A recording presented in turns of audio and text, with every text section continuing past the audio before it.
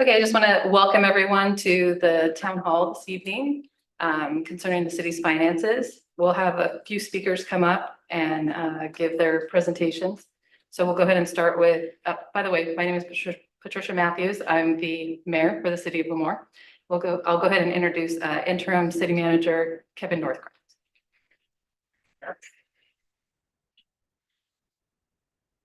It's a privilege to speak to you this evening. I really appreciate those of you who are in attendance. We didn't expect a large group, but we were very honored by the people at show, and we're practicing quality over quantity. We think we have good people here, and so we're going to do the full presentation for you. If I can get right here. Purpose tonight is to talk to community representatives about some of the financial affairs of the city. And these are some of the topics we're going to be looking at. Historically, we've had some tight fiscal positions. In the current fiscal year that ends June 30, we've had to do some extraordinary cost savings, including hiring freezes and monitoring various revenue sources, trying to make sure the city's as cost effective as possible so that we can continue to provide quality services despite tight financial structure of the city. And I'm the interim here for a couple more months. I'm really, in a way, the outside expert. My city, I retired in the city of Tulare. And I have to tell you, I'm very impressed with the cost effectiveness of this city. It's partially a result over several years of tight financial positions. But I think while every city can continue to look for ways to be more cost effective, I really find we're doing an awful lot with the minimum staff that we have. Our trend lines,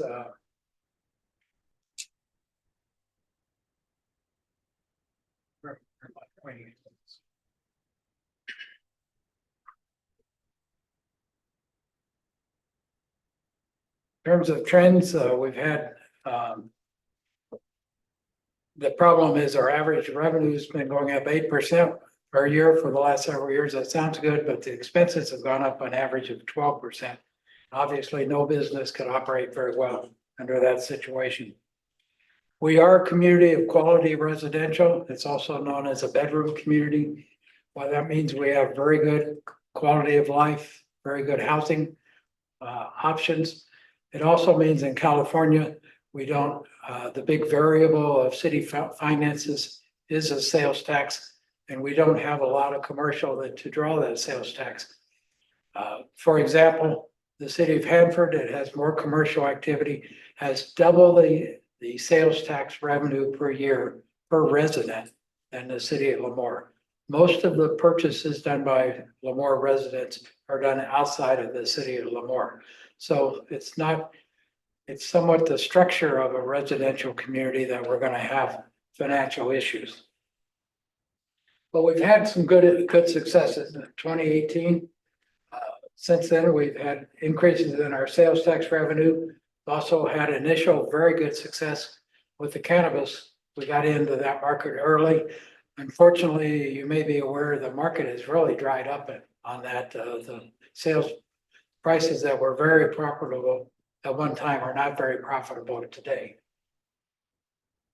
Some of our successes, we've certainly, everybody probably knows in this small town, a volunteer fireman. Pat them on the back for me because they are saving us $2 to $3 million a year. And we have an excellent fire department. That's one of our huge successes as a community.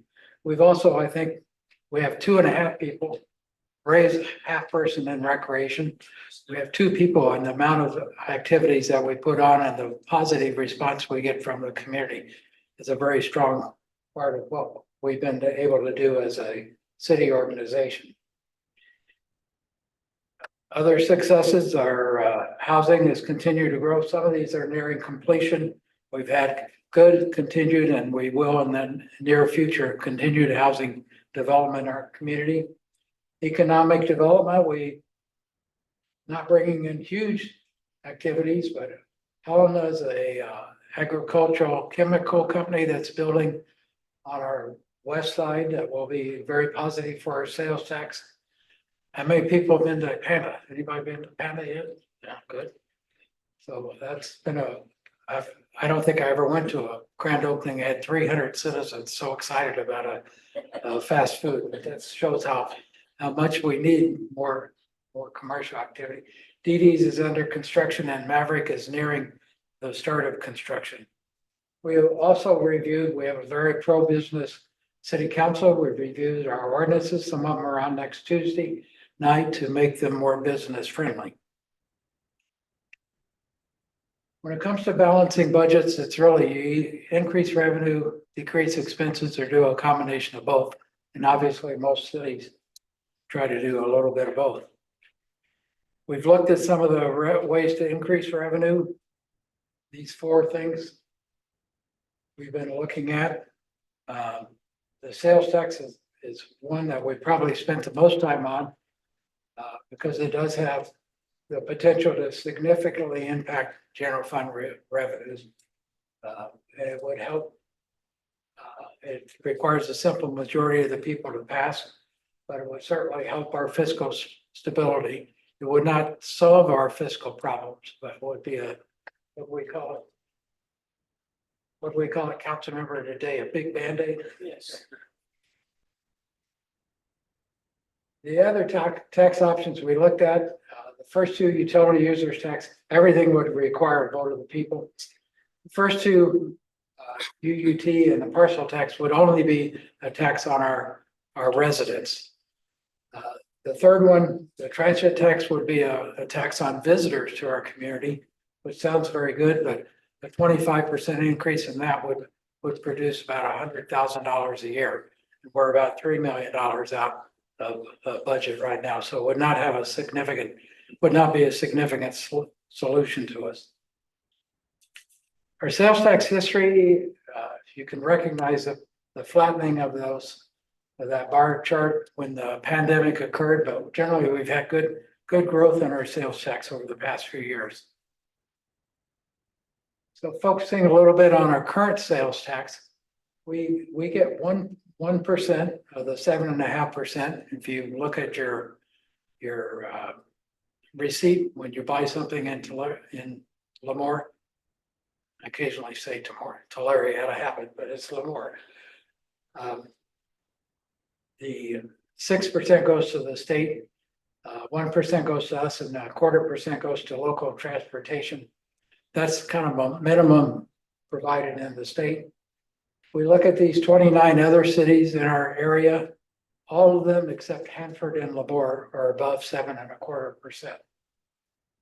And as you can see, many are well above. The average is about 8.55%. We are looking, at least talking about another 1% to go from 7.25% to 8.25%. That would put us still under the average of the 29 cities in our area that have that resource that we're competing with for businesses and for residential customers and quality of life issues. So you can see some of them are considerably. Sanger's at 9.2, Greeley's 9.2, Porterville's 9.25. Many of them are quite a bit higher and would be even much higher than if we did go up to 8.25. Obviously, if we don't find a solution, we're looking at cutting back things that in order to balance the budget, which means a loss of service, a loss of manpower, and eventually not providing the services I think we all hope to have in a quality community like Lemoore. Timeline of our discussion is the city needs to decide. It's actually proposed to go to them at their July 2nd meeting. Then the vote would take place in November. And if it does get approval, we'd be looking at it being implemented in April, so the last quarter of the upcoming fiscal year.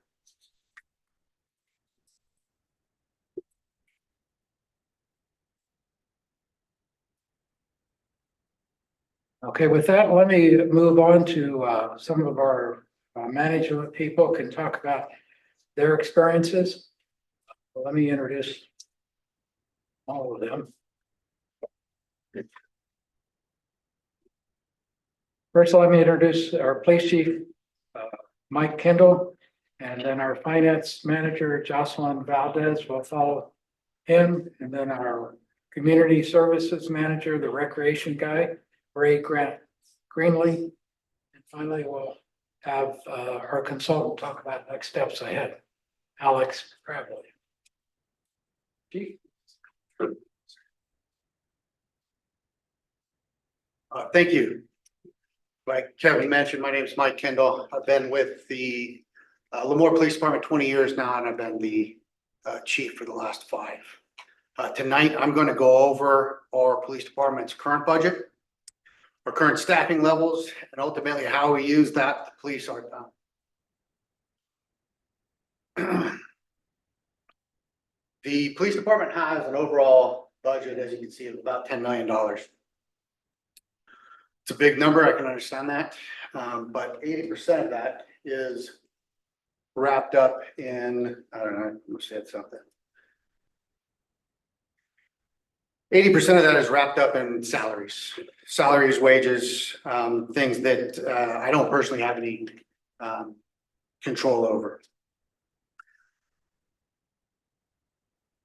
The $950,000 on cost allocation, that's what we pay out of to other departments for their services, things like fleet. $750,000 for professional contracts.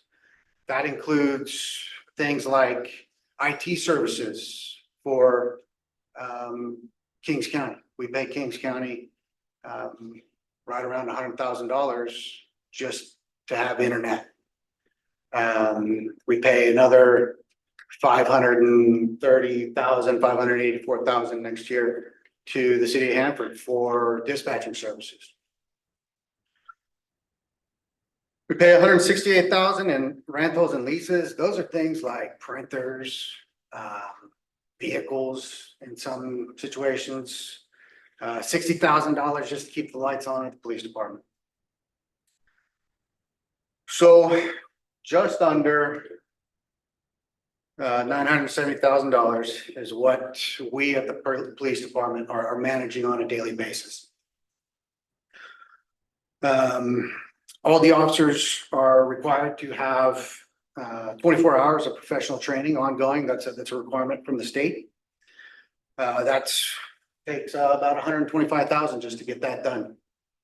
They're not getting a lot of, I mean, they're getting a little bit of advanced training with that, but a lot of it's just to cover things like perishable skills that we're required to have by the state.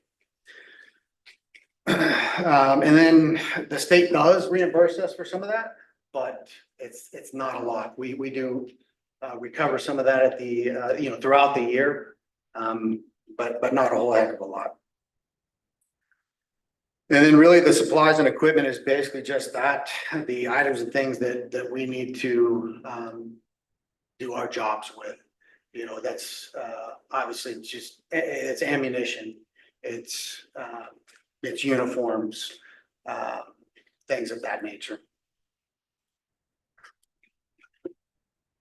Obviously the vehicles, we have to have vehicles for our officers to get from point A to point B, call to call. So this is our current staffing levels. Our current staffing levels is our 31 sworn officers.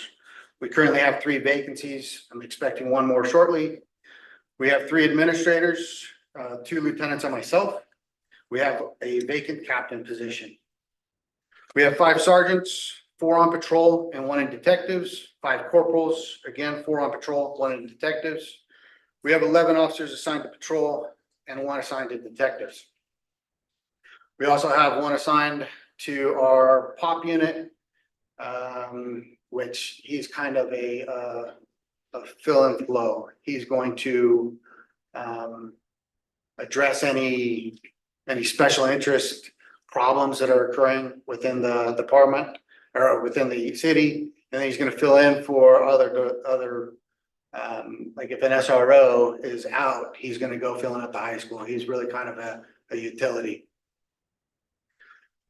And then again, we do have the 3 officers assigned to the schools. We have 8 non-sworn professional staff members and 6 part-time crossing guards. So with this personnel, I'll go over how we provide the city these services or our services. Our 3 community service officers split their time conducting code enforcement, animal control, and community outreach. As you can see on the chart, animal control handled 1,754 calls for service last year. The CSOs had 387 property abatements, 40 vehicle abatements, 416 weed abatements, and then conducted 885 follow-up investigations just to code enforcement. The Lemoore Police Department handled 41,000 calls for service last year. We averaged under a 5-minute response time for all calls for service. For high priority calls for service, we averaged 3 minutes and 44 seconds.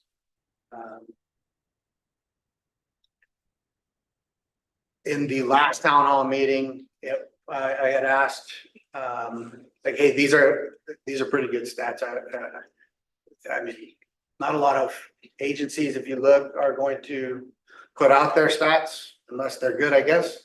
I understand that. And I was asking, why do we need that many officers? If we're doing this, like, why?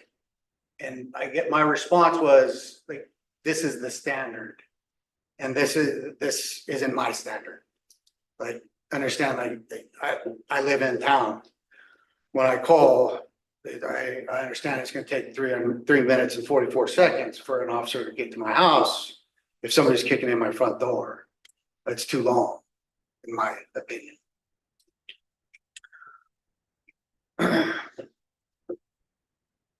On our crime stats, we had a little over 1,400 misdemeanor cases, 621 felony cases.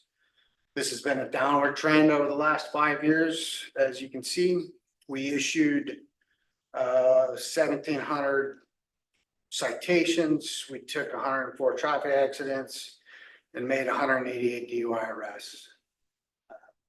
And again, that's our standard right now. And I'm not one to be comfortable with just maintaining the standards. That's the traffic accidents, citations, and the 5-year trend on that. These are the stats that we report out to the FBI every year. Assaults, larcenies, burglaries, robberies were all down from the year prior. Unfortunately, auto thefts were up. And again, those 100 vehicle thefts, that's just way too many. Our overall arrests were down, which coincides really with the reduction in crime across the board. And again, last year was a very good year for us. So in theory, we want to have a minimum of 5 officers assigned to every patrol shift. We work 12-hour shifts. We have 4 shifts. 1 sergeant, 1 corporal, 3 patrol officers. If you look at that chart, that shows your current beat structure. Everything south of the railroad tracks is 1 beat that's assigned to 1 officer. That's been, and that has not changed in the last 20 years. We now go all the way out to Jackson on the south end of town. At some point, we have to split that into a 4th beat, which would require 4 additional officers.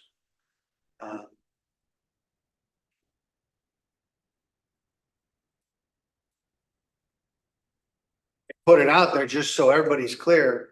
Like, it sounds like we have a lot of, we're slated for 34 officers right now, 34 sworn personnel right now.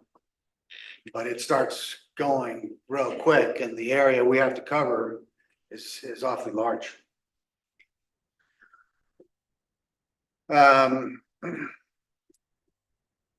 We also have to compete with the surrounding agencies for qualified talent, right?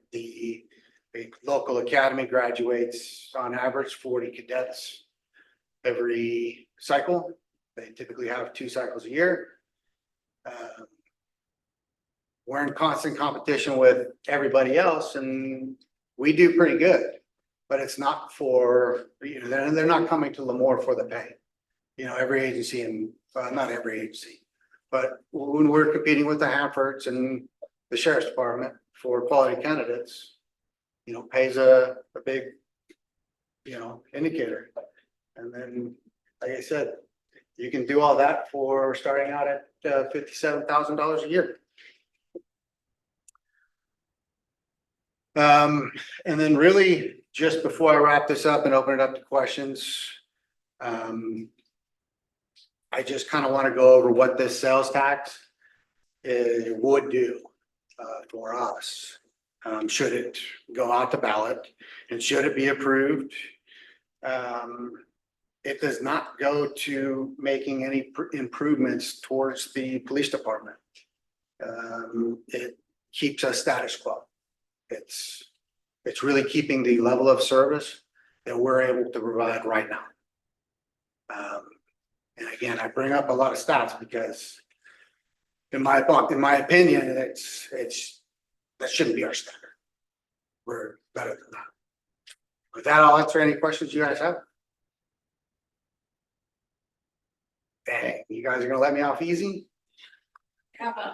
Send it. Sorry, do you guys get LCAP funds from the school to pay for your SROs? So yes, we are in, the schools are great partners.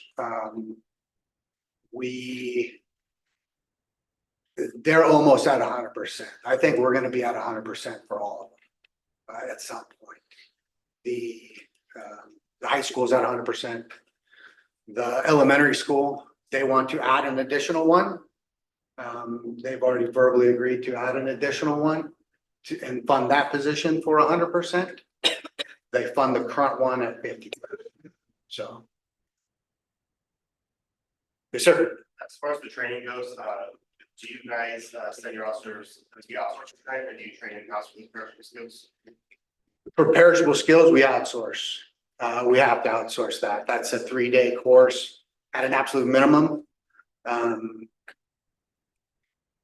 Because it's going to be things like driving. You're going to get out onto Fresno's, course, and you're going to get to drive.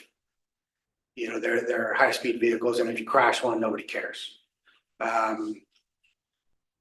A lot of training we do in-house. We have a lot of qualified instructors. We have a lot of certified instructors through the state that we do. We are capable of. We don't have to send anybody to a patrol rifle school because we're already teaching them. Not to say if you make the SWAT team, you're not going to go to a, advanced training in that, aspect, but yeah. A large majority of it is outsourced just because of what it's, to get a course certified through post. It takes a lot of work and a lot of personnel and a lot of things that we just don't have time to do. We don't have the personnel to do, honestly.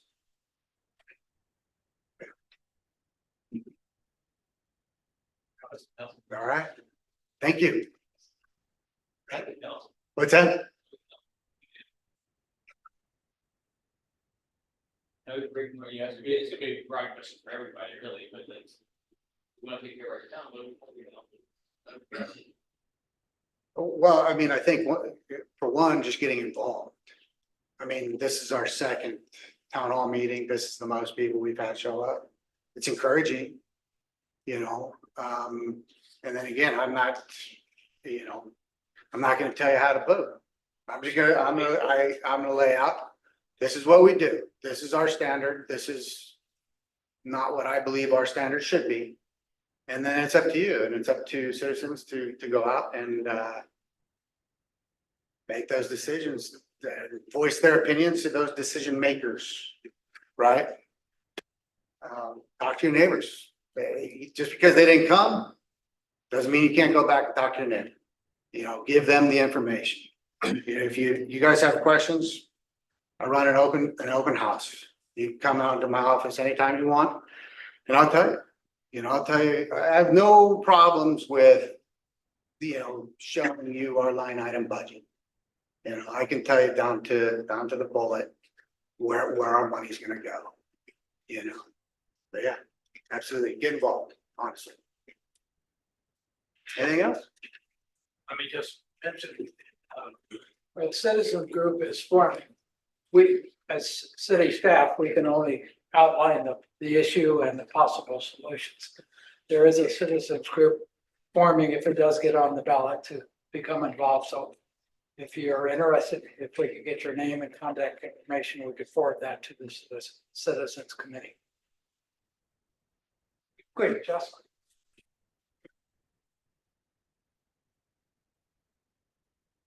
Thank you. I'm going to keep this very brief. My name is Jocelyn Valdez. I'm the finance manager here at the city of Lemoore. I've been with the city for 7 years, the last 2 of it as the finance manager. Our job in the finance department is to make sure that we're operating as a fiscally sound government, making sure that all of our purchasers are following all of our procedures, our policies, regulations for that. And we do everything that we can to operate to the best of our abilities within our means. And we really do stick to that.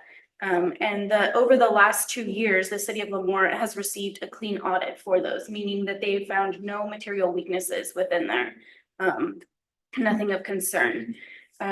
So with that, Kevin and Chief did a great job of going over the numbers for you, the information. I really just wanted to address 2 questions that came up out of the last town hall. The 2 individuals that asked the questions are not here, but I will still answer them. So at the last meeting, someone asked whether there was cost savings when we made the switch for the water department to be outsourced to SUSP.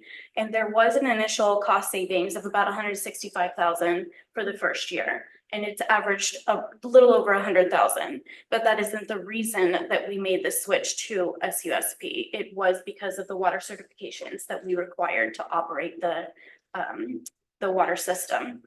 And the second question was how much that we pay annually for the South Fork Kings GSA for the water. So for fiscal 24, the South Fork went out for a Prop 218 hearing and they tried to do a rate increase and they were not successful in that pass. So they came back and made a settlement agreement and were able to pass keeping the same rate that they had last year. So because they passed it so late in the year, we actually are receiving a prorated amount for that. It's only costing us $19,000. At a rate of $3.29 per acre, and we have 55,000 acres. So over the next 4 years, we will be paying $9.80 per acre, which is the going rate that we have been. So it will cost the city about $55,000. So those were the questions that came out of the last meeting. Does anyone have questions for finance specifically?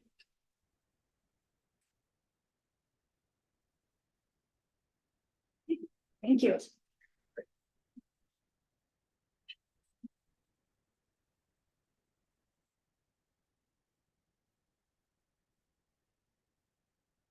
Well, good evening.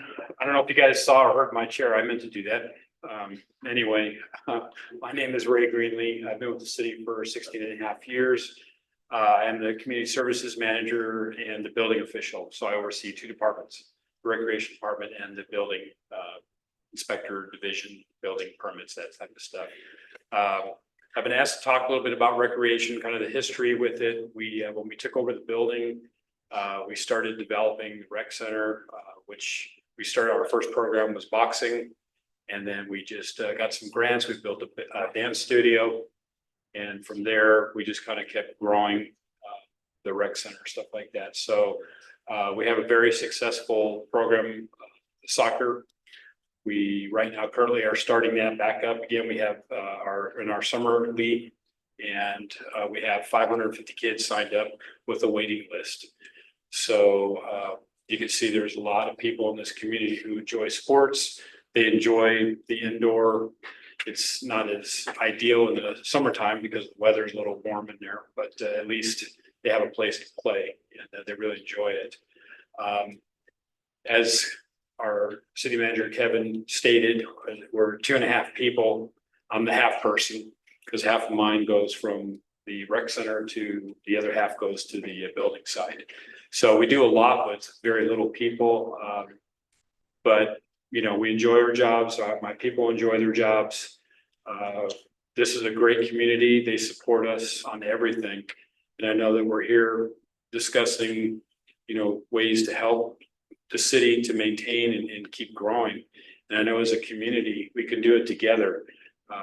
It's not an us against you or you against us. We're in this together. So we need all the support we can get. And I know we can get through all this. But it's my presentation. So anything that I can add or any questions? Wow, I got off the easiest. Okay, all right. Alex, you might want to introduce yourself.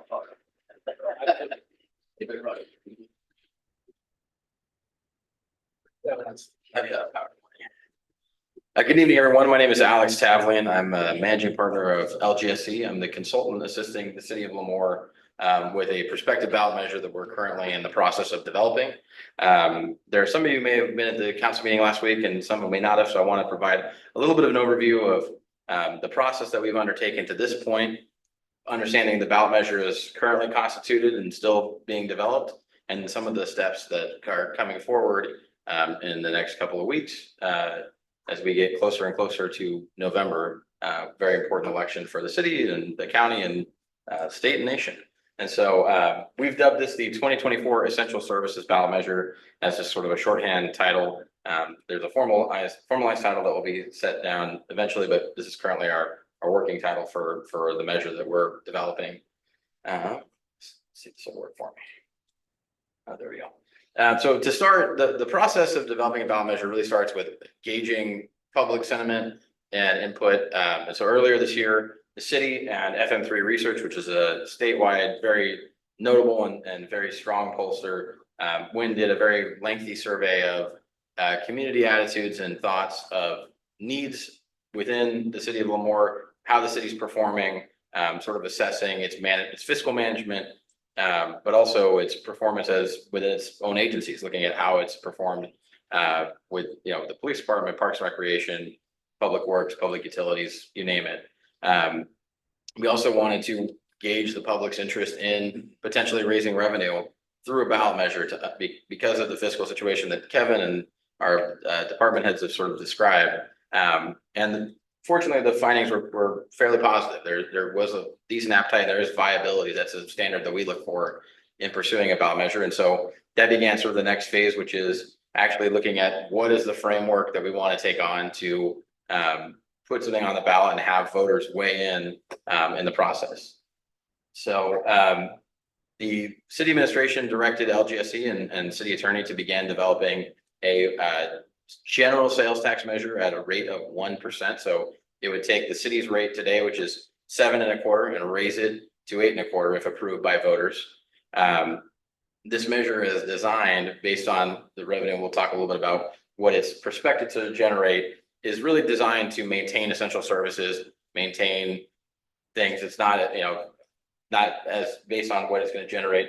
It's not going to add to, but it's going to continue what the level of service City of Lemoore residents are expecting and are used to, and also avoid greater economic impacts as time goes on, where we're in some choppy waters when it comes to revenue. So we want to make sure that we buttress what's coming into the city. So just a quick distinction. So there are two approaches that cities and communities have when it comes to local sales taxes. They have what's dubbed a general sales tax and a special sales tax. Special taxes are entitled for a very specific purpose that has to be laid out in the measure. The city is not able to utilize those resources for a wide array of purposes. They've got to really keep it within the confines of an ordinance that's developed. A general sales tax will cover pretty much every retail transaction you're used to. There's a few exemptions. Food is one of them. Rent, utilities are exempt from sales tax. There's some exemptions on fuel. The state has some very oddly drawn lines when it comes to fuel exemptions. All the revenues that are collected under a general tax are amalgamated into a single special account that will be created as part of the ordinance that you will vote on as voters, assuming the council votes to place this on the ballot. Despite the fact that it has its own dedicated account, These dollars are unrestricted. It means that the city can spend them on whatever its priorities are in a given year. And so the reason for that is fairly simple, which is, let's see if we can flip it. Oh, I go to the next slide. Sorry. Is really simple. Year to year, the city of Lemoore is facing sort of shifting challenges and shifting needs. And that's taxed as at this rate can only go so far. And so as constituted, a general tax allows for the greatest flexibility to address these needs without sort of encumbering resources in one department or in one area. I'll give a great example of this. Today, the city of Fresno has a 30-year special sales tax for parks. And that's great for parks, but right now they would love to hire more firefighters and police officers. And they're taking in, $35 million a year to pay for parks. And then there's additional caveats to that particular measure because they can't use eminent domain to build new parks. So they just have this ever-growing bank account of money that can't go anywhere.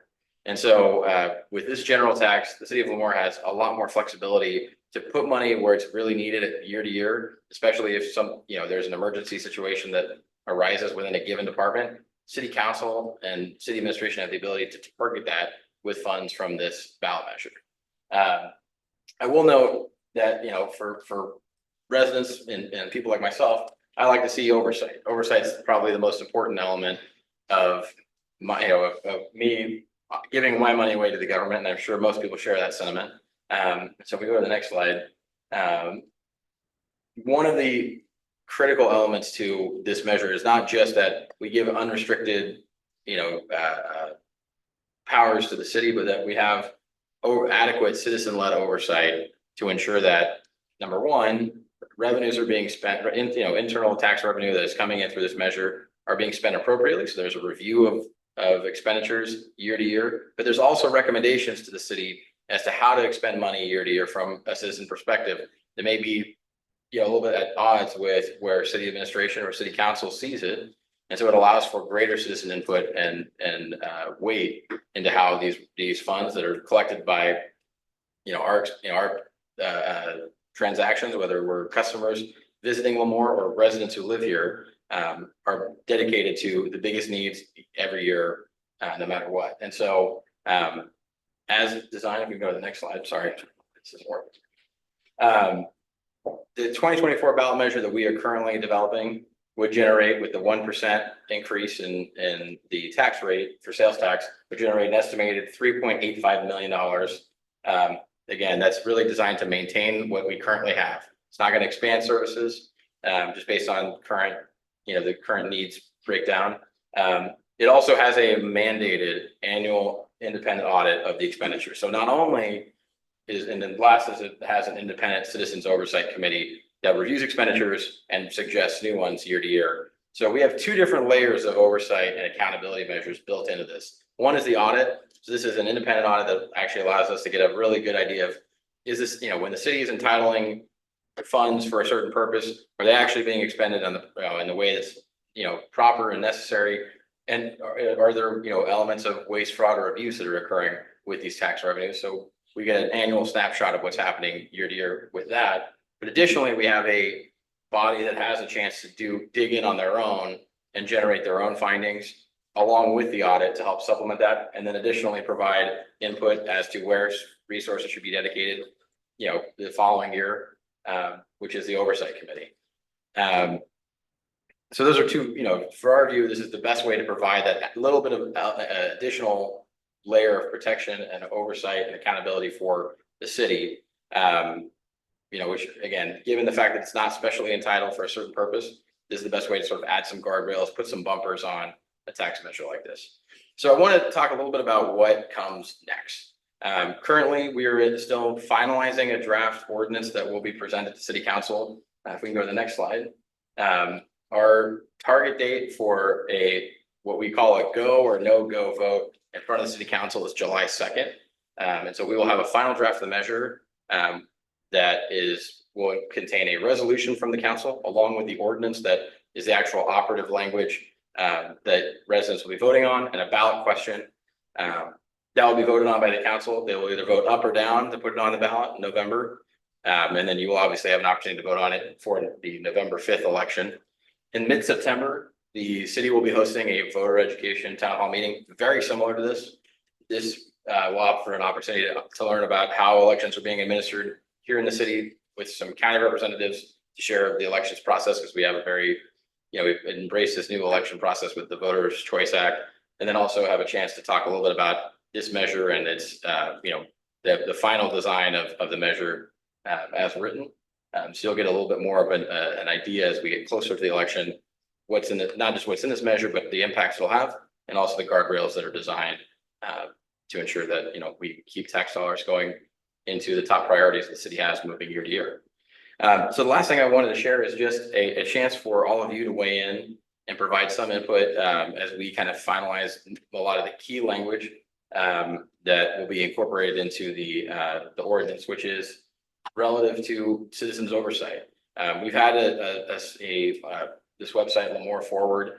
I'm just providing updates as far as what's happening with this process, and we'll have more updates on that website over the next month.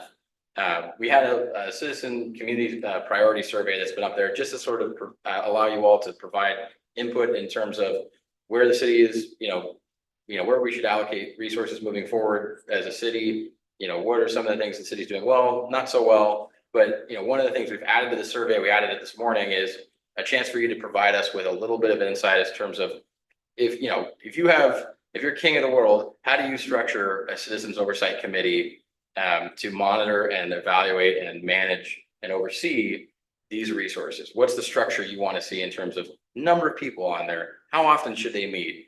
Do you want to see them and provide and hold public meetings that the public can provide input in terms of where they want spending priorities to go? So those are some of the key questions that are incorporated into this community priority survey on lemoreforward.com.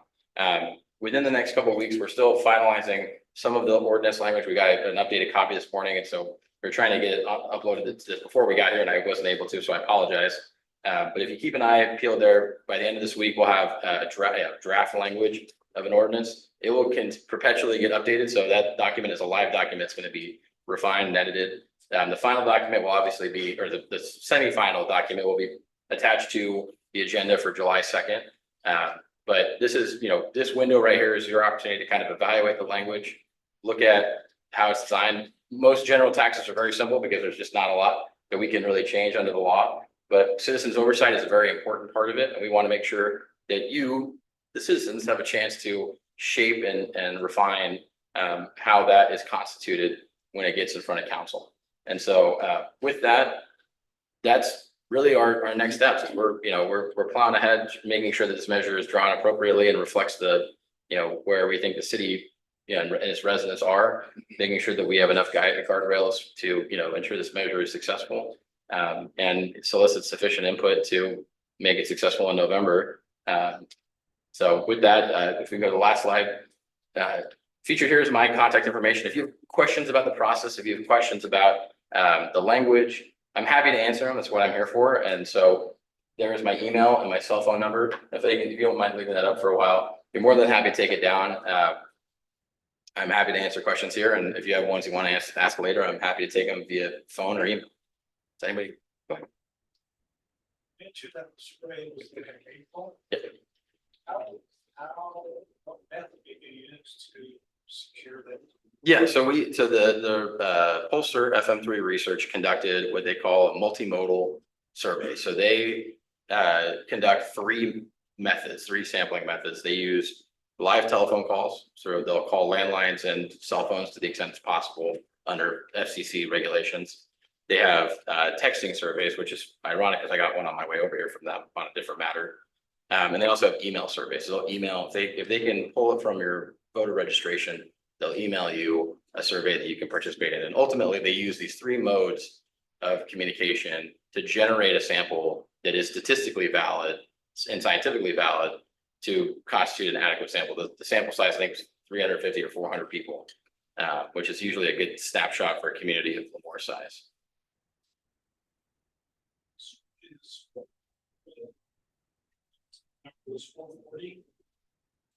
Is that representative of the population?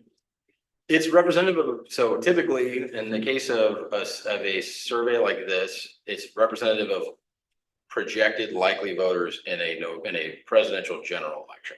It's really an attempt to, with relative to the ballot measure, an attempt to find out what's viable in an election.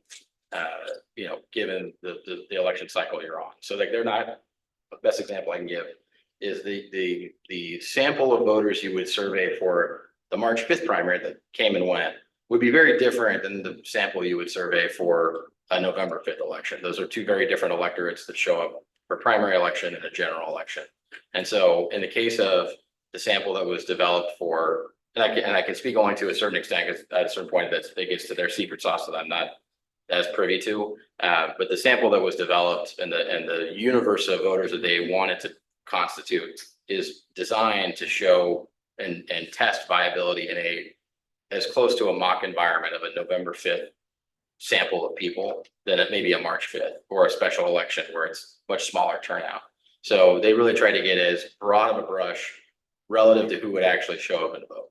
And so that's very different than saying, hey, we're trying to get a snapshot of the whole community, including people who are non-voters or not even eligible to vote, which is a problem in a lot of communities, certain valleys. We've got, we have residents who aren't legally entitled to vote, can't participate in the process. So really it's much more focused and refined on what is viable within the voting population for a given election. And the voting will be 400 to 500 people. No, and this is why we refer to it as a sample. It's not meant to be a one-to-one. This is a survey that is meant to project with all of the potential permutations of voters that would turn out what generally fits the bill. So we sample a subset of the population. So the goal is to carve out whatever is the percentage of voters who, let's say, for example, are Republicans under the age of 50 or between 25 and 50. You want to get a sample that reflects the total percentage that exists when they show up and vote in November. So if it's 15%, well, we want 15% of the respondents to be in that category. So that's what it's meant to do. It's meant to provide a reflection without a one-to-one, because we can't survey, the total electorate in a November election. That'd be very, very expensive. It would take us from a $20,000, $30,000 poll to $80,000, $90,000 poll. Because then we'd be surveying thousands of people. So we gotta limit our scope here. So we try to project based on the sample. And I will say this, we have worked with a number of polling firms, FM3 being one of them. Their sampling methods are second to none when it comes to ballot measures. They, by and large, are very good at projecting and providing us with the best possible sample for a given election.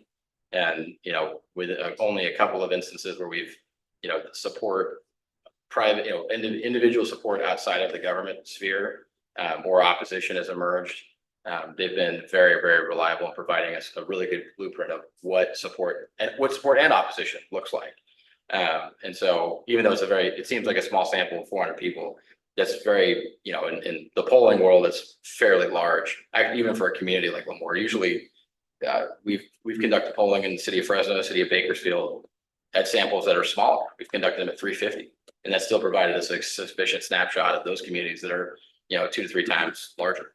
So I know it sounds small, but it's pretty representative of where we're at within a margin of error. So we always have that too. You have a question? Yeah. So I feel like none of us can really project where inflation is going to go. Mhm. The 12% increase, you said 3.85 million. Yeah. Will be generated. Now, what happens when that still falls short? Are we gonna have the same conversation next year about adding more to the sales tax once again? Or are we gonna start looking at other ways to Generate revenue. generate? Yeah. I think that's certainly a question for some of your elected representatives in terms of, what happens, because revenue, you can't, projections are projections. I'll start with that. And I know Kevin's behind me, so I know he's got his own answer. But that being said, there's an element of this that the other side of this measure in particular is what you have, the level of service you have today and preserving it versus loss of services without it. And that's truly the crux point of this measure in particular. It's not designed to overpromise on, additional services, additional assets for the city.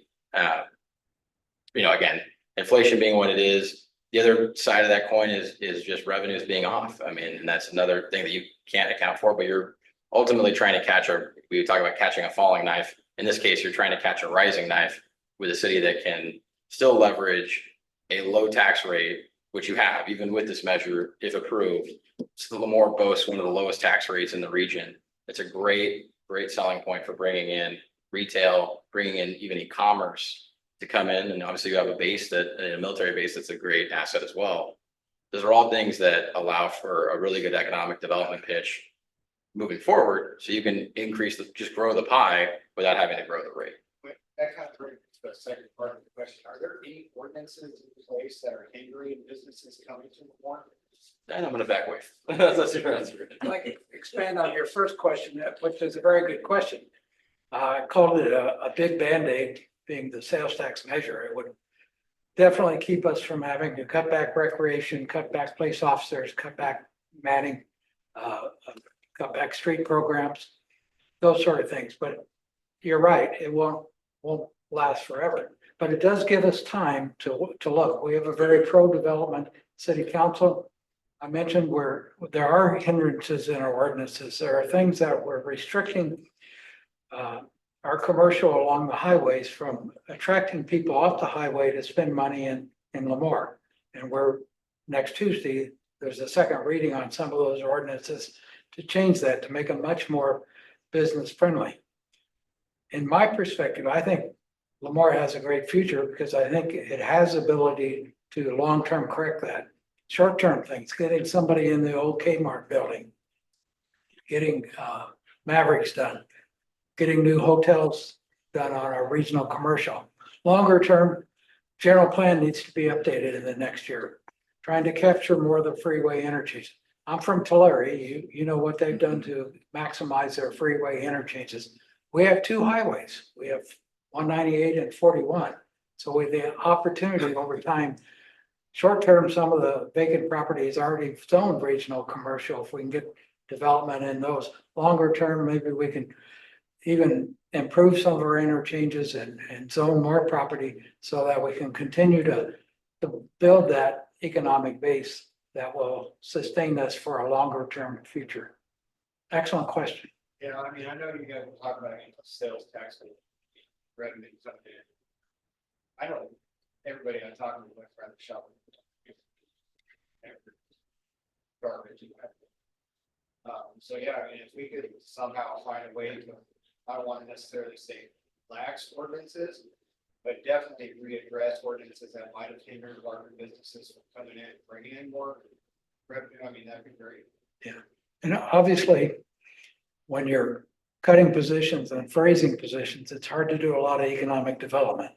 That would be part of trying to build that so we can help the downtown area revitalize. We can do incubators. We can help. We've got a lot of home occupations that are potential budding businesses that could grow in our community. A lot of things we could be doing, and hopefully we will do in the future on a more longer term. So in 5 years from now, we're in much better financial base than we are today. I think that Councilmember Orth, hopefully you all know him along with the mayor. I think they would agree that we are a pro-development council and we want to encourage more businesses in our community to create that balance in our community. Still maintaining our quality residential certainly as a core and the quality of life that is an attribute.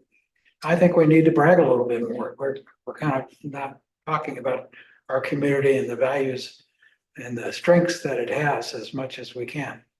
Hopefully we'll be able to do more of that as well. Yes, ma'am. About a year ago, I attended a planning meeting and some housing was gonna go in there at the end of Main Street D. And there's still a big empty lot. Is that still a go? That's just the speed of development. They did get the grant to go ahead and move forward with that project. It's just them getting all their ducks in a row to get that going, but the city has approved all of that. I think there's a couple more things. I think there's a couple more things that will have to come back to us just at different stages of the phase. Question, pertaining to housing. There are so many empty spots, and I realize a developer's not gonna come in and put one house in one of these lots that's behind another place or whatever, but is there any way to encourage any of those empty lots that we have sitting around town to put, whether it be a one-story apartment or singles, duplexes or something on that ground? Right now, all it's growing is Weeds. weeds. So the city council did recently rezone some areas, changing it from, for example, some, what was the zone that didn't get much use? I can't, mixed use. We changed a lot of things from mixed use because we didn't have anybody interested. We changed those zonings to hopefully bring in people that can look at those and say, okay, I can put something there now because it's zoned appropriately. Zoning is huge. So we did recently rezone a lot of areas to help with housing and those kinds of things. So we're constantly looking at things. We're looking at not maybe, we will be updating our general plan soon so that there could be changes in that as well. So that's a process though. There was a gentleman that had a question in the back for Alex. Go ahead. On the website that you guys set up for the proposal 1% tax increase, are you guys, is your firm in control of that? website? Yes. What is the traffic like on that website? It's been pretty solid. It's been all right. I mean, admittedly, every community is a little different. We've had probably about, since we launched it 2 months ago, probably about 1,500, 2,000 unique visitors over its span. So, and it's one where admittedly I'll just say frankly, usually we have a lot more in most communities. Our current engagement in this community doesn't allow us a lot of flexibility in terms of paid outreach to residents, which is tough. So we've been leaning on the city and some, folks in the community to sort of help spread the word about it.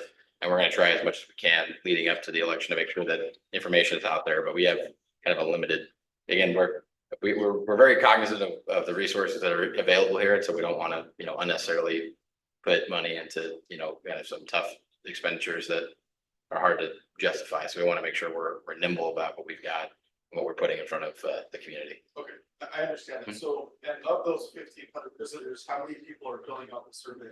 We've had about, actually, I can tell you right now.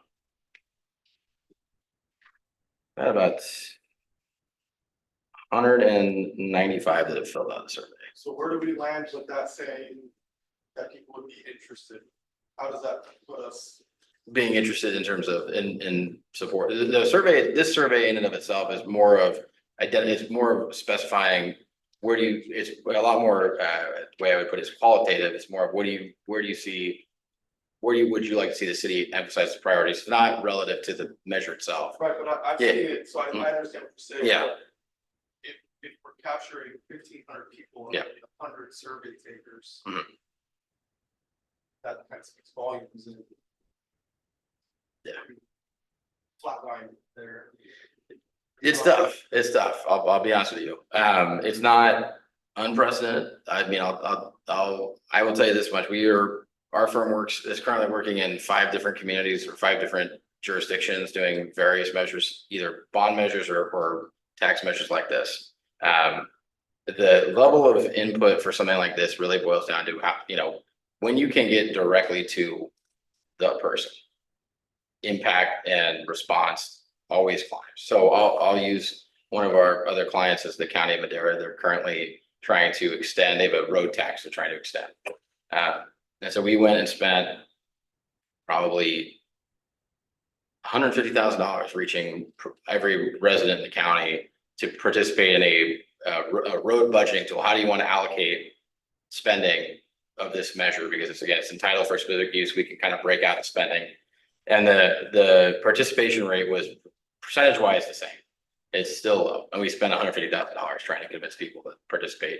And that's before we even have we have a measure that still isn't on the ballot yet. So it's one where admittedly in this space, it's just not, I wish I could tell you numbers are encouraging there, in this particular area. Our goal is to get as much in front of the citizens as humanly possible, but it's just difficult to break through a lot of the noise. So what is your firm charging the city to put on these type of services? So we, for our technical assistance in crafting the measure and then also our outreach services, we are contracted for this year for $30,000 total. Okay, So- and of that, what portion is allocated for reaching specifically the community? Paid spend. People involved. Yeah, it's $8,000. Yeah, $8,000 dedicated for paid outreach that, again, most of the time, the percentages of that, of our contract versus what actually goes out is a little bit higher, I'll just be honest. And the spread of when we utilize it changes. Usually it comes across the entire stretch of our service. So from the beginning of the process, all the way to as legally as close to election day as we can provide. And again, our job is not to advocate for or against the measure, it's to educate you on what's in the measure. With the budget we have to make a strategic choice that it's more important to make that determination. Number one, to save the taxpayers money, because if ultimately council members decide, you know what, this isn't worth our time, energy, and money, they can, for us, our contract is speculative on the measure continuing. So if they decide we're not going to put this on the ballot, I don't get paid. So there's that. That's number one. Number two, our paid spend is tied to, after it's placed on the ballot, educating the public on what's in the final measure, rather than a draft on a measure that by law is fairly limited. There's only so many things we can adjust and change. Rate being one of them, oversight and accountability measures being another. There's a few other elements that require some finessing, but beyond that, for us, it's much better to put the money in the hands of the people when they actually have something, they have live ammo to play with, so to speak. So of that $8,000, is that only coming from the emailing and the phone calls and text messages for the outreach to the community? Is that 350 people that you were made reference to earlier? No, that 8,000 is targeted at every registered voter in the city of Lemoore. So how many registered voters does the city of Lemoore have currently? That's a great question. I'd like to give you an answer.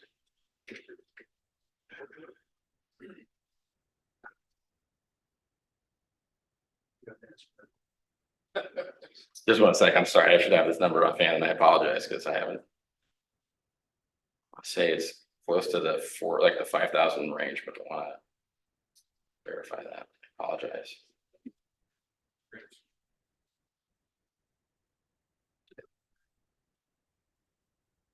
We are at. So there are 12,743 registered voters today, which equates to about 6,600 households in the city. So of those voters, how many are participating each year? Turnout for this election will probably settle in at about, it's gonna settle in at about 58 to 63%. That's kind of the range. So you're looking at, not a lot, no. Not a lot. And of those, I'm sure there's different age demographics. Yep. And we're probably capturing much more of an older audience in the voting polls. I'll disagree with a little bit to that extent. This is the election this particular election, a presidential general election, statistically is the youngest, most diverse electorate you will see in a scheduled election. So I agree with you, but I think that they're mainly focused on the presidential stuff and not on local stuff. They are not well informed. That's why I'm asking the question about where we're spending the money on marketing, what we want to take place. Because if you aren't reaching us, this is the first time I've heard of it. And the majority of my friends are our age demographic, and nobody knows what's going on. I hear you. And make no mistake, that's not lost on me, for the record. So I want to make sure that unfortunately, I have to balance cost and resources. So of that $8,000, has any of that money been spent so far? Not as of yet, no. So where will it be spent? So our current projected spend is in two places. It's in direct voter contact, or direct resident contact, I should say. In two modes. We have mail for households that generally skew older, who are more likely to read the mail. And then historically we would do more of a paid phone call program, but the FCC has really cracked down on calling folks for these purposes. So we've leaned towards communicating via text messaging. That's been our biggest. You guys aren't targeting any social media. It's not a good spend. It's just a waste of money. I'll be honest with you. I say that because we do it all the time. And it doesn't, you can't, my measurement of social media spending versus me going to what I know is your cell phone number as a registered voter. It's totally, I can get right to you with a text message or a mail piece. Social media, I'm paying Facebook to run it through a machine or TikTok, Instagram, you name it. And I don't get a guarantee that it actually got to you. If you get to somebody else who's not a registered voter, doesn't care. So I'd rather get to directly to the person. What about people more Facebook or TikTok or Instagram? We can engage with all that organically. So there's nothing to do. But I haven't seen anything other than just the postings. I'm just concerned that the engagement amongst our age demographic is not there. Mhm. And it's just, No, I appreciate that. I think it's something we can work on and we can fix. So I'm more than happy to work on that, get that improved. Yeah. That's certainly doable. Yeah. It's like kind of funny, but more citizens page has 14,000 members on it, and that's the first time I've seen that posted. Okay. I mean, yeah. There's a lot of drama on it, like you want to be in the heart of the community with drama, and the other one is like huge news. Mhm. Some favor that one, that's got 40,000. Yeah. So I mean, that's zero money spent. Yeah. That one guy who wants to be in that, so. Mhm. Have there been any mass direct mail? There will, yeah. Yeah, there will be one from the city of Lemoore. We will be providing one educational mailer to residents. Probably in the early fall. We have some legal limits on when we can communicate with residents about this, but early fall, I can project a lot of mailer. That's what I'm speaking to as well. We have a mass mailer that's planned. We also have some mass text. We have a little more frequency with the mass text because they're just cheaper. So yeah, there will be a mass mailer that will provide informational material, not advocacy material about this measure. And that's really that's the reason why we pushed it on the back end rather than the front end, is I'd rather be able to speak to you in a paid format once we have something that's finalized, rather than a theoretical measure that, I mean, I'm very hopeful council is going to move this forward, but in the event they don't, I don't want to have left the city with, expenditures that resulted in nothing. I'd rather have something that's substantive and working. So, any other questions? I just want to say, I agree with the sense of the audience.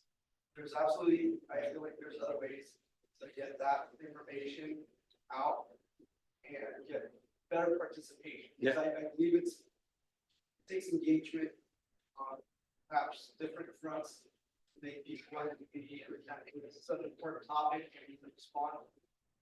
Now, I feel like that there are other outlets, like the gentleman here was saying, and like everyone's bringing up, there may be other ways to bring it up without spending an mission. Yeah.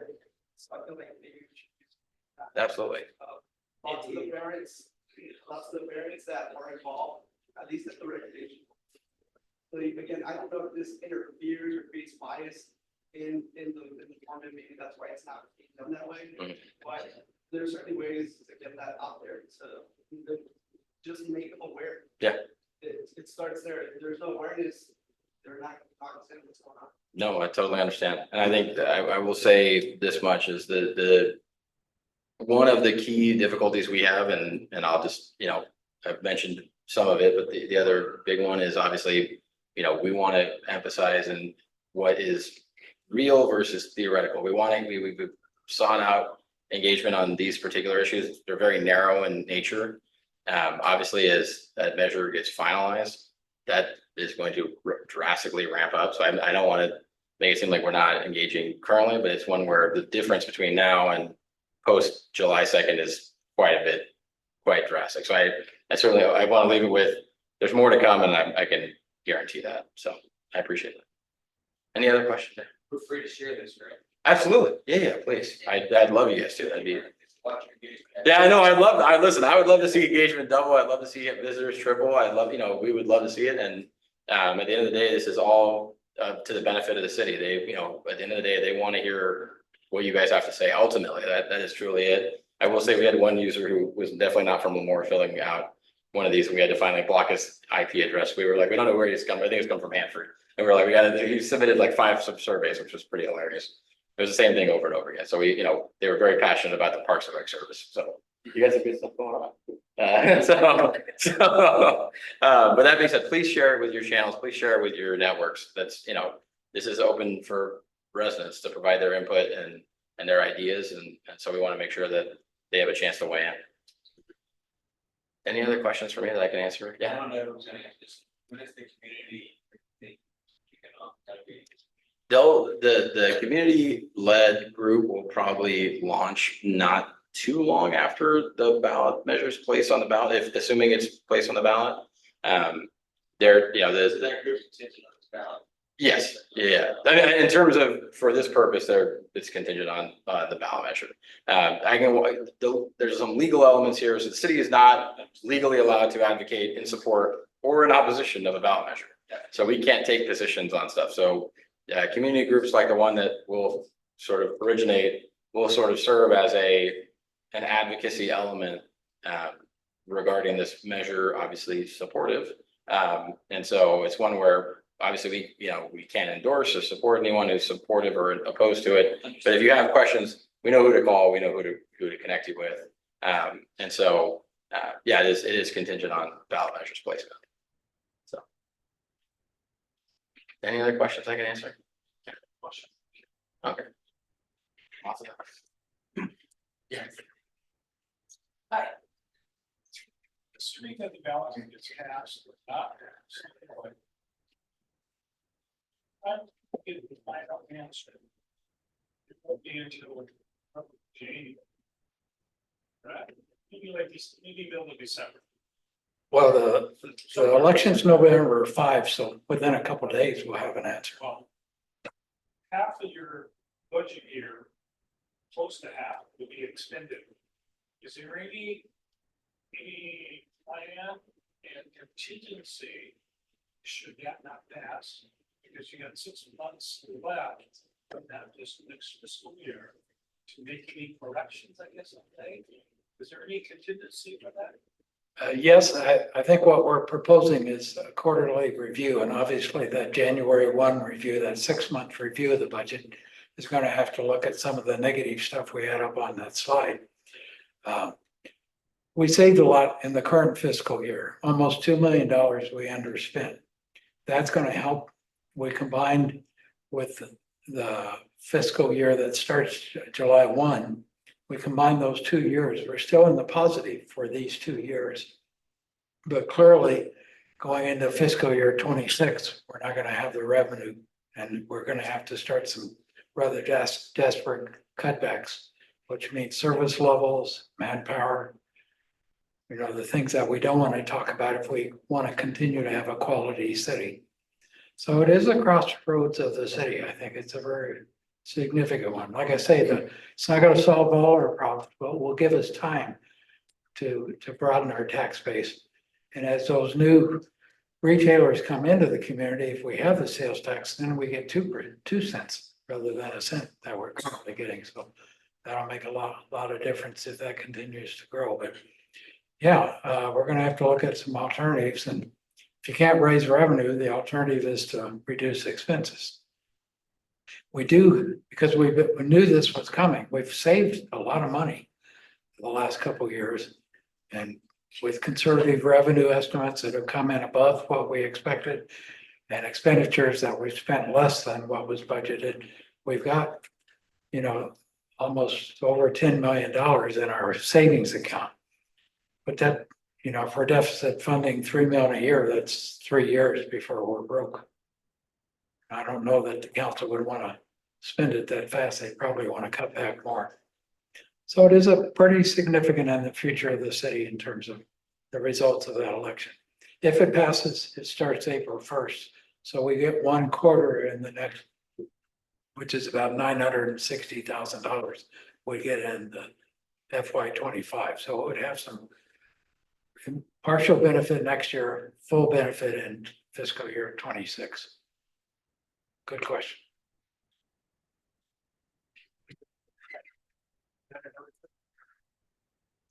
Was that for Kevin or me? Kevin? In your experience up in these cities, are there grants that people want to develop, can apply for? I know something, development properties, like I know there's grants out there, but programs or specialists, when you know, hey, I want to develop this piece of property, who do I call, how do I get state funding, and go from there. To help keep more citizen growing, and not just hiring an outside developer to come in and take the money right out of the city anyway. We have people in planning that will very actively trying to help people build in our community. I mean, we're very pro-development and we're trying that. We have limited staffing. We have one full-time person in our planning department. She's our economic development. She's our long-range planner. She's processing applications that has come through, so keeps her pretty busy. We are actively looking at grant funds wherever we can get them. I think we have 7 already approved for next year and about 4 more we're applying for it. But we do not have a full-time grant person. We do not have a contract for grants, and that's something, if we had resources, would be something I think we should look at. Use for grants. If I wanted to, or just sharing who you use, so we know that does that, we can reach out, we pay that grant writer to help us write a grant. Yeah. That makes a lot of sense. If those resources are there, find a way to share it. Okay, You know. good point. Yes, sir. So with discussions on development, are there any markers or like metrics from this survey that are gonna be used to help shape that, the thought process and to help strategize on how to make that development happen? I guess what I'm trying to say is like, are there, this is me outing myself, right? I haven't done the forward, I've been there to do that survey. But if there is information, there are other markers that can be used to kind of capture what the residents a little more, or the citizens a little more like what is it that they're looking, because that's part that's key, right? Getting that engagement, participation to get them to like, hey, contribute to building the city and developing the town. So is there that kind of information? And maybe this was more geared at you. Yeah, I can answer that. So there are elements of this that I'll be honest, are more geared towards assisting the city with strategic planning, policy development that are not totally within the ballot measure scope, but also they're integrated. Okay. And then there is an element of this survey that strictly, which we've added on, strictly deals with,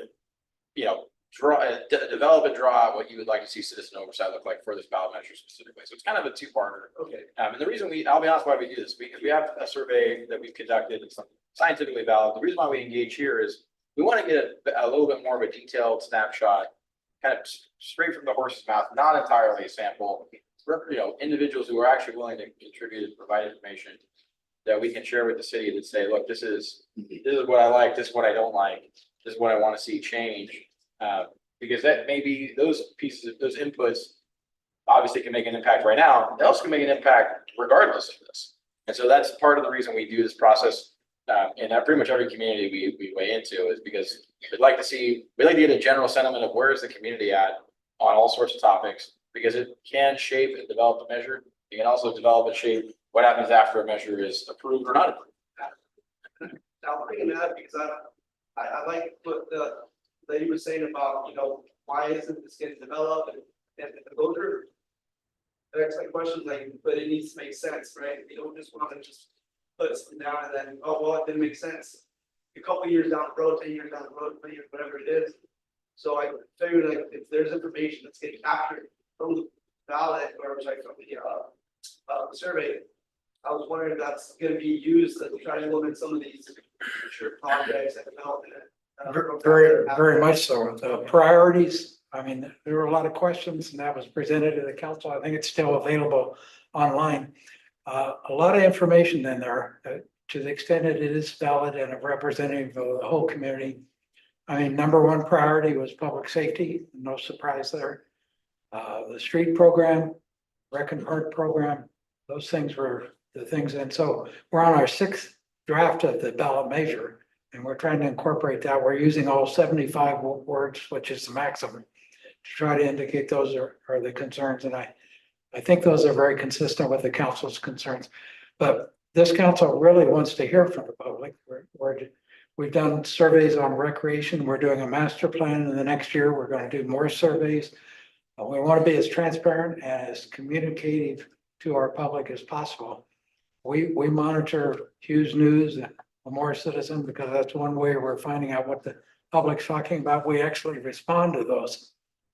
Example this week, somebody said my bill doubled. Well, the water rates didn't increase, so it's either a mistake or it's 2 months of bill that they're comparing to 1 month. But those things, you know, we need to build ties to our community constantly, and things change, you know. When I retired over 10 years ago, there was no Lemoore Citizen thing. I checked every day to see what the public's talking about. I mean, things have changed over time, and we're constantly looking at ways to improve that communication. And we're hearing that daily from the council that they want us to know what the public's concerned, and they want us to be responsive to those concerns. So good point. We're doing what we can, but we can always do a better job of that.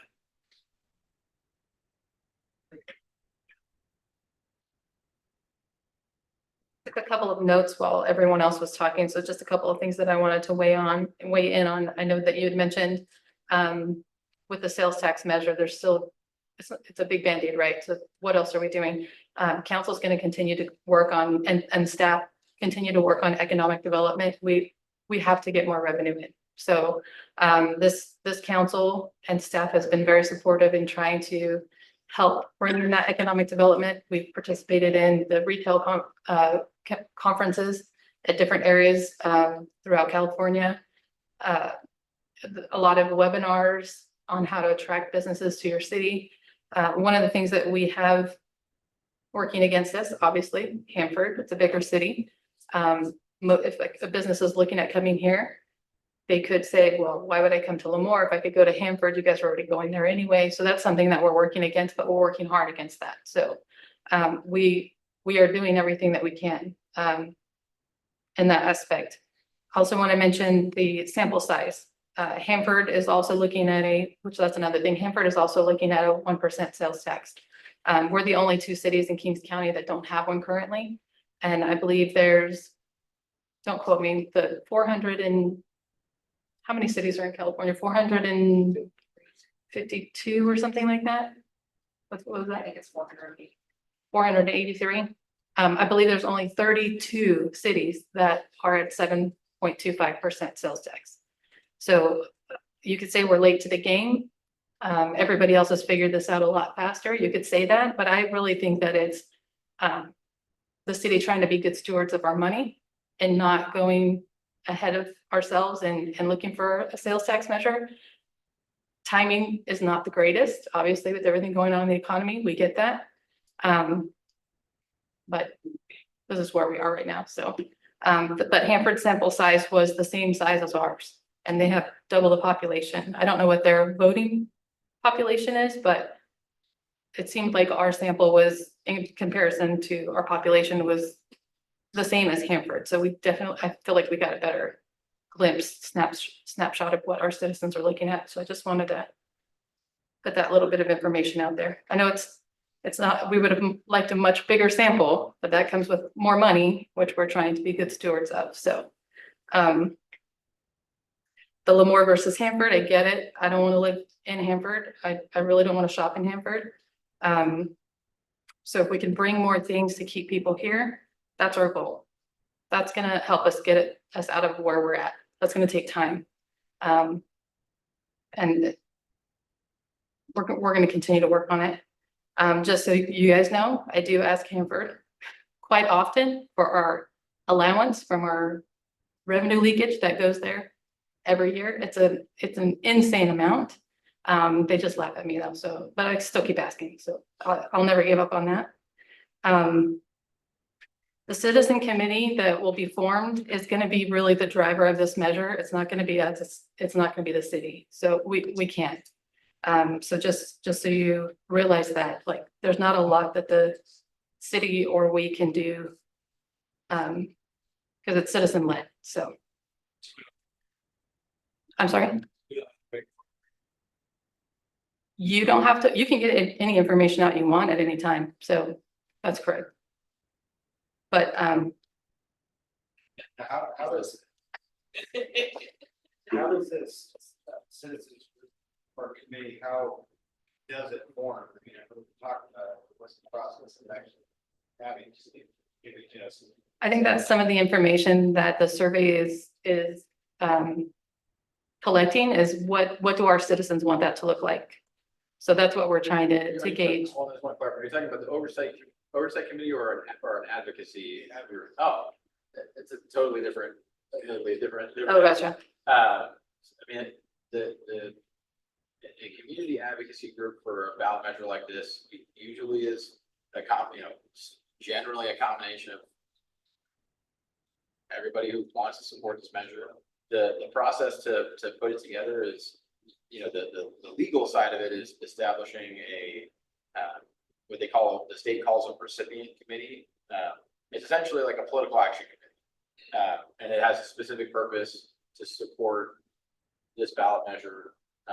Or it may not have it may have as a more generalized purpose, but this is one thing that it will do. But in essence, it's, people who are coming together wanting to create that formalized committee or entity that will then, raise money and spend money in support of this ballot measure. So typically in communities that we've weighed in on, these groups obviously involve everyday citizens. They also usually involve interested parties, local businesses that want to support the city, want to support, advancing the city, organizations such as the Police Officer Association. Here we don't have a professional firefighters organization, but volunteer firefighters, the Chamber of Commerce. All those organizations usually kind of amalgamate into one pool, so long as they're supportive to support a measure like this. So it's one of those where, I will say this: if you are interested and you want to get connected into a larger pool of people who want to support this measure once you see the language, you got my email. Shoot me an email. I'm happy to forward it to folks who are going to be sort of involved on that side of the fence. So, yeah. Thank you, sir. We presented this 6 times now. Yeah. And there are people who've indicated an interest. We look forward to. Yeah, we're happy to pass along contact information to get everybody. The Lemoore citizens engagement, I post on there all the time, but people don't see my posts for some reason. They post on a lot of other things that get a lot of engagement. But my posts don't seem to get very much engagement. So if you like it or share it or comment on it, I'm assuming more people will see those things. What's that? I don't know. Questions for the city? Patricia Matthews, that's me. I don't know. So there's other people that also answer some questions. If it's you, go ahead, right? Well, I try to. If anybody in this room can figure out how to get people more engaged in what one thing works, you would make a lot of money because everyone is searching for that answer. It's very hard to figure out how are you going to reach everyone. Social media, you think that you reach a lot of people. We don't reach a lot of people, whether it's our city page, even though there's people that follow it, Lemoore Citizens page, there's people that follow it, but not the algorithms, whatever it is, not everybody sees all the posts. So sharing things, talking to your neighbors, that's what's going to get the word out. I mean, we're a small community. We like each other. We're community oriented. I think that is going to work in our benefit of getting information out there. I also wanted to share that King's Economic Development might have some information for you there. No, I just decided to get my. Chamber. The chamber's another one. Not the Economic Development. And also there's a grants.gov. You can always go on there. Oh, she put it on there. Those are all different avenues for somebody looking for an individual looking for grants as well. Let me see. On Lemoore Citizens, I had asked if there was interest in me holding a roundtable kind of for economic development, because there's a lot of questions regarding that. I haven't scheduled it yet because I didn't want there to be any confusion on this town hall versus that roundtable. So now that this one's done, I'll be scheduling that, but that's an avenue we'll delve a little more into the economic development and what we're doing and all of that. So be on the lookout for that. Definitely trying to get community engagement, community involvement. We're working hard for that. So if you guys can spread that message, it's good that this one's being recorded and people can watch it later. So anybody that wants to watch this later, they can get the same information that was given today. We didn't record the last one, so this, hopefully that'll be helpful. Not everybody can come to a meeting at the time that it's at, so spread the word. I have an open door policy. I know the chief also said that he has a open door policy. Kevin, I'm sure is available he's a busy guy, so if it works in his schedule, or he'll schedule something with you. I have cards up here that have my cell phone number on it. Feel free to grab one as my email, cell phone. I'll meet, text, call, email, whatever. I'm very accessible, so don't hesitate. I spend a lot of time trying to reach people and communicate, so like, don't think that you're bothering me, so feel free to reach out. And also Mr. Orth also is here. I'm sure he will give his contact information as well. So any other questions? I know I just kind of. I was gonna say, it's not a big crowd. Mhm. It might reflect indifference. It might reflect the fact that most people in town are satisfied. It's certainly better than a whole room full of people with their hair on fire. I would agree with that. We don't have a problem that would bring out people in disgust or anger or, have a axe to grind or whatever, whoever is here is interested. We do need to grow that.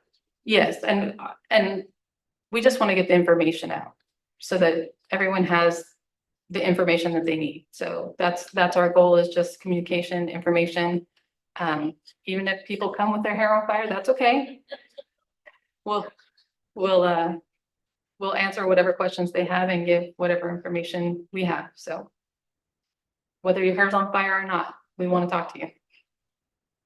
Any other questions?